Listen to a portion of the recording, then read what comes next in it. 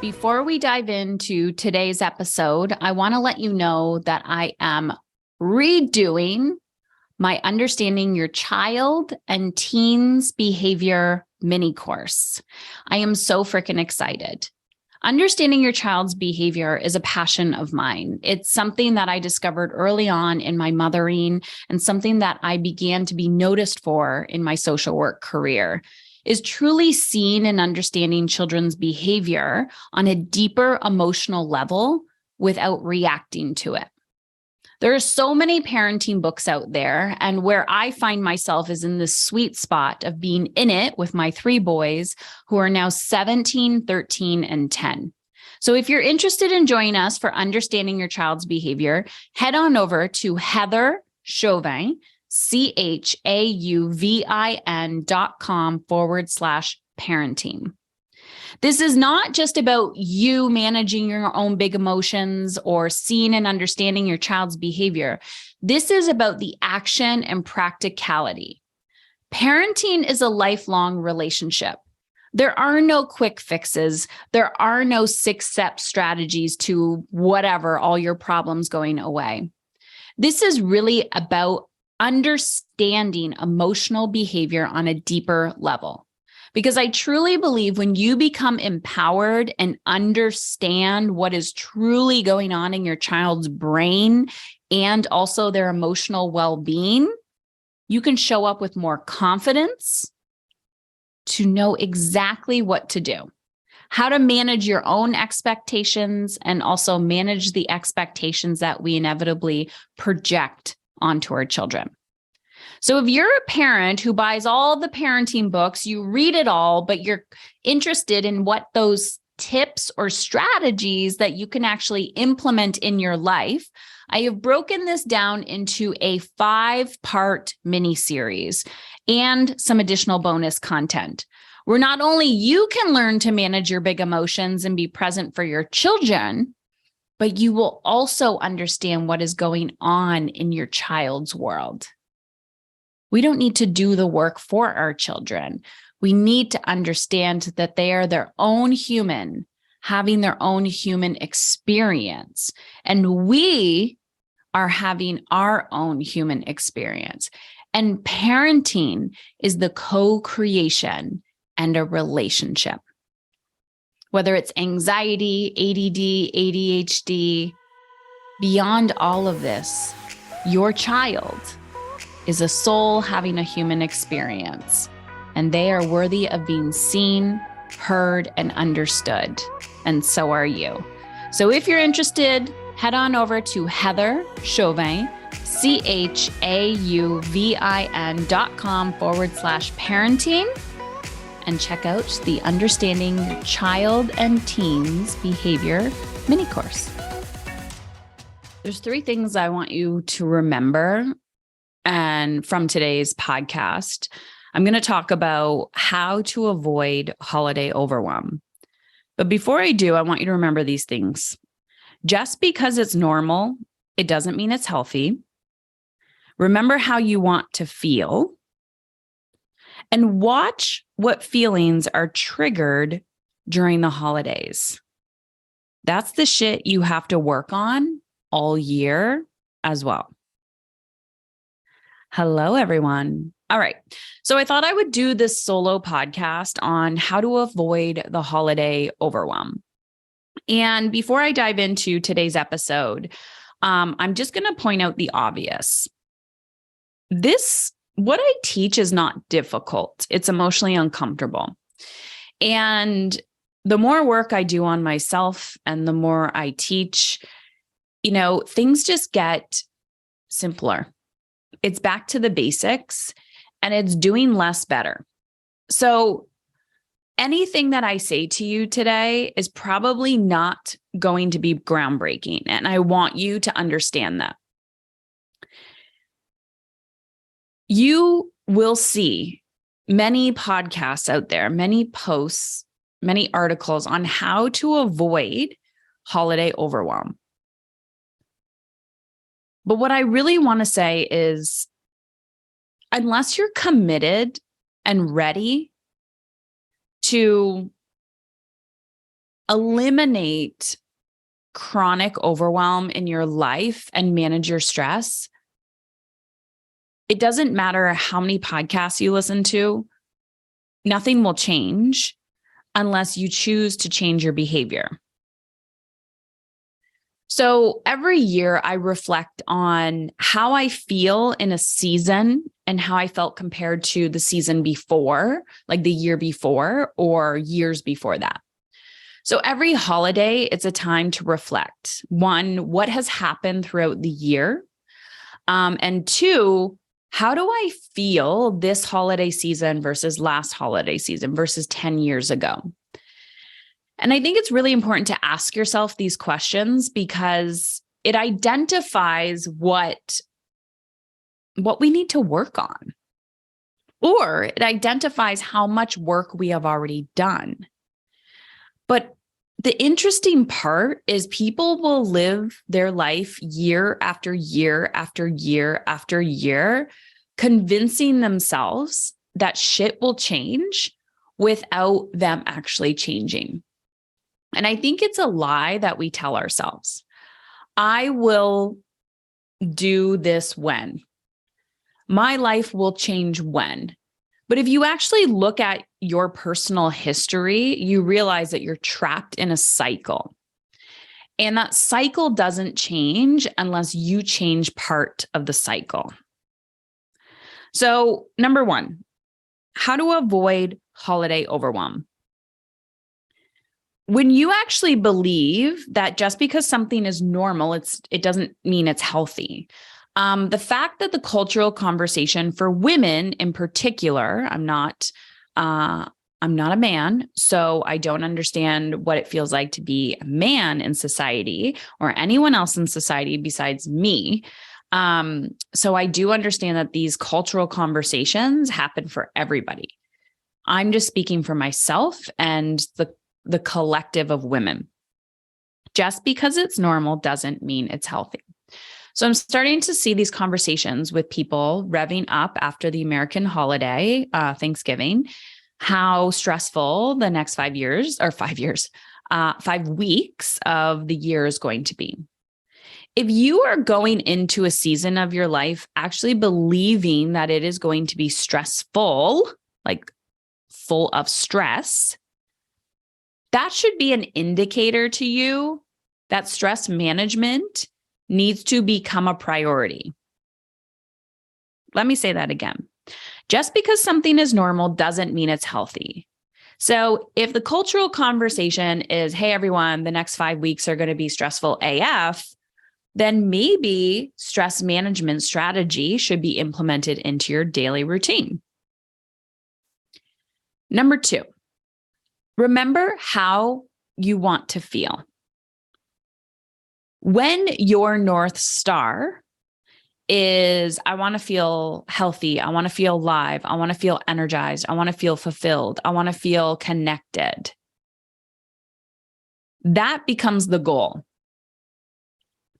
If you are not feeling and you are just checking shit off of your holiday to-do list,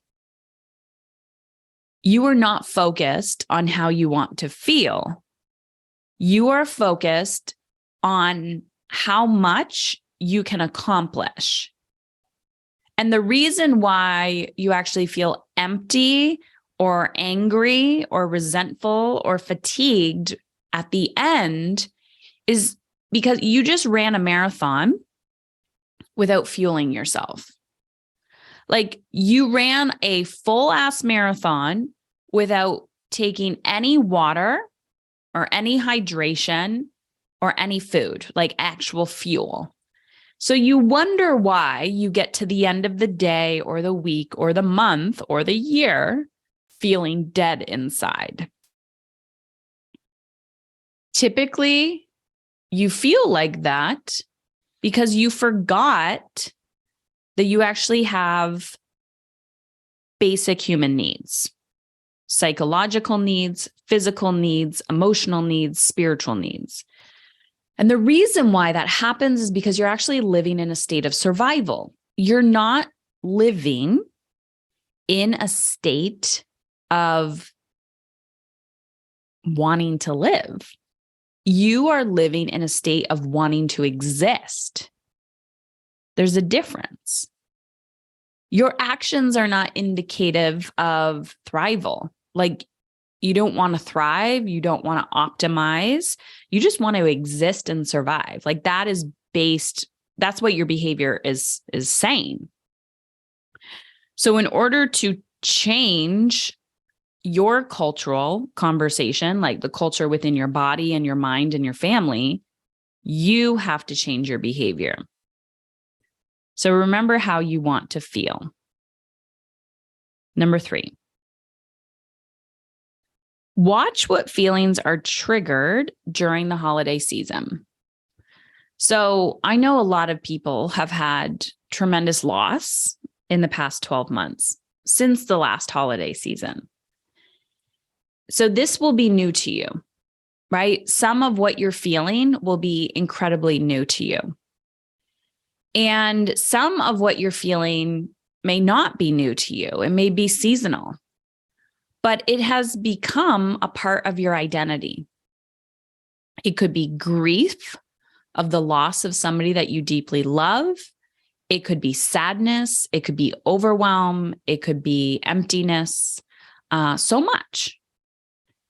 I want you to watch the feelings that are triggered for you in the holiday season, because the holidays put people in a little petri dish, and it's actually whatever is triggered in you during this season is the thing you need to work on all year long.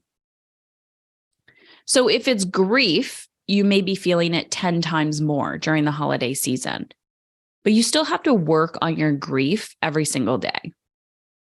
It might be seasonal depression, and that's something that you're going to have to work on in every season, not just the holiday season. It may be stress around finances. That's something that you should be working on 12 months out of the year. It may be your relationship with food. That too is something that you should be working on throughout the year. So avoiding holiday overwhelm doesn't actually just start during the holidays. It also doesn't just start when you feel like shit. So I'm going to give you an example. Growing up, I actually hated the holidays as a child. I didn't find them enjoyable. My parents were divorced, and I had 2 different homes, and I would have anxiety leaving my mother, and then I would miss my dad when I would leave them or leave his house. And so it was like this push, pull. And then there was also their dynamic relationship, which caused more stress on me as a child, which is why I talk about people. How do you want to feel in all areas of your life? Because we don't understand the unconscious burden that our stress in our relationships put on our children. And it was always just this push-pull, and I felt invisible. So as I grew up and then I had my own children, of course, I want to overcompensate, and I want to make my children's holidays perfect, right? I'm sure some of you can identify with that. So what do? You overspend. And when you overspend, you're typically overspending from your own wounds. And then you set this precedence with your children that you overspend every single year, and nothing is ever good enough for them. Like, nothing is ever going to be good enough for your children, because as humans, we always want more. So what is the feeling that you're after? Remember how you want to feel. If you remember how you want to feel, you realize it's not about how much money you spend. It's about the intention behind it. So maybe instead of spending more money, you're spending more time putting energy and attention towards thoughtful gifts or meaningful connections. Maybe you're preparing yourself for the emotional letdown that your children may have when you realize that nothing will ever be good enough for them, because that is just part of the human experience. You could give them everything that they want. They will rip it open in 5 minutes and they will go back to their comfort zones and move on with their day. And you will secretly become angry and resentful. And then when your visa bill shows up in February, you will be shocked and you will be paying it off all year. So instead of trying to overcompensate from your wounds, what if we actually felt them? What if we got emotionally uncomfortable this holiday season and we budgeted? And I don't mean budgeted as in restriction, but you're like, I have $1,000 cash and I have to stretch this $1,000 between this amount of people. And I'm going to put thought into this. I'm going to make things. I'm going to write things. I'm going to be intentional. And if that other person or child doesn't like it, or if they perceive me to not be good enough for them, whatever they trigger inside of me is my responsibility to heal. What if we did that? What if, as a woman, you took a stand this year and said, I'm done. I'm opting out of everything that is on my plate that is going to stress me the fuck out. And I'm just going to sit here and I'm going to write out a list. I'm actually going to brain dump and write out a list of everything I have to do for the next 5 weeks. And I'm going to show somebody. It might be your partner. It might be your child. It might be a friend. It might be a colleague. It might be a coach. I'm going to show one human and I'm going to say to them, does this look sustainable to you? And line by line, you can either cross out that action item and not do it at all, or you get to ask for help.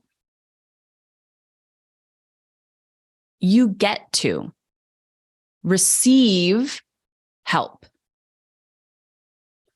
But here's the thing. Here's why most of you won't actually do this holiday season, because I'm just being radically honest because I care about you that much. You won't do it because you're living in a state of survival. You won't do it because you are terrified to hold a boundary. You won't do it because you actually don't believe that you are worthy of feeling good. And you won't do it out of fear. Fear of disappointment, fear of rejection,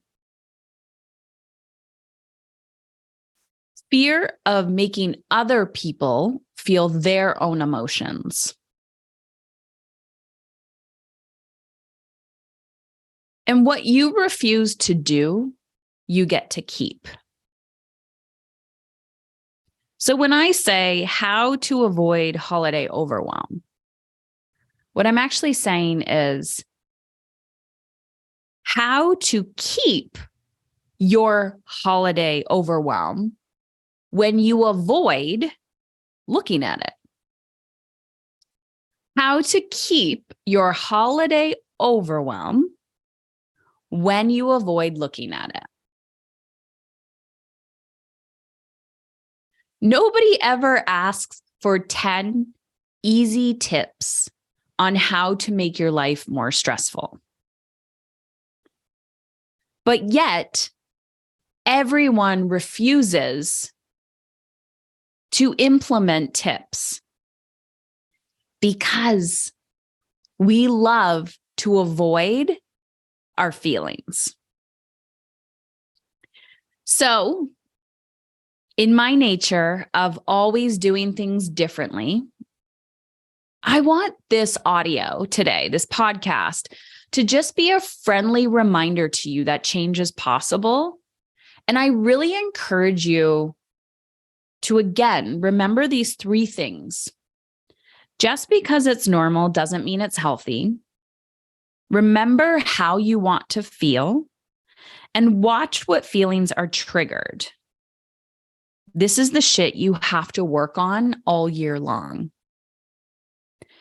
I want you to listen to this again and again and again and let it be your little holiday pick-me-up. And if you have just one friend, one colleague, somebody that you know probably complained to you about how stressed out they are right now, I encourage you to share this episode with them. Take a screenshot, go to copy paste. You can send them to heatherchauvin.com/podcast. Look it up on Spotify, anywhere you listen to podcasts, and just share the link and say, just listen to this episode again and again and again. And if you're overwhelmed and you have no idea where to start, I really encourage you to also download my Aligned Life quiz. So it'll take you 3 minutes tops, and I'm going to show you. Is it boundaries? Is it energy or time management? Is it emotional freedom? What do you need to work on? Is it putting more impact and purpose in your life? You're going to fill out this short questionnaire, and I'm going to show you exactly where to focus your energy and attention and which episodes to listen to. So head on over to heatherchauvin, CHAUVIN.com/life quiz.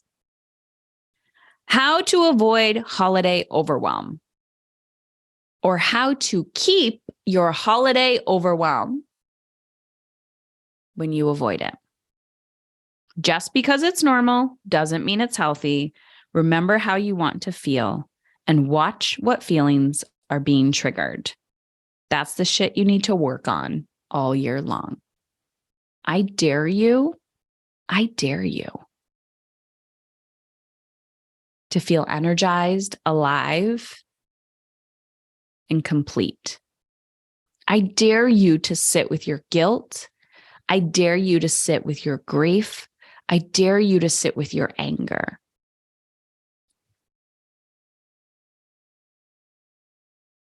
That's it. What a gift.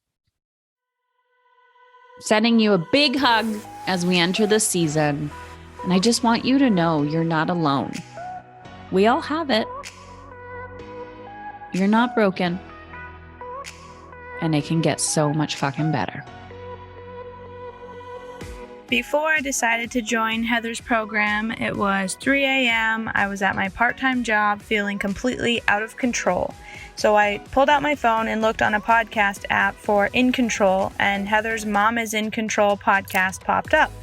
This is when I started to listen to her, and every time I listened to her, she just spoke to my soul. And after 2 months, I decided it was my time to join, and this was the path I deserved to be on.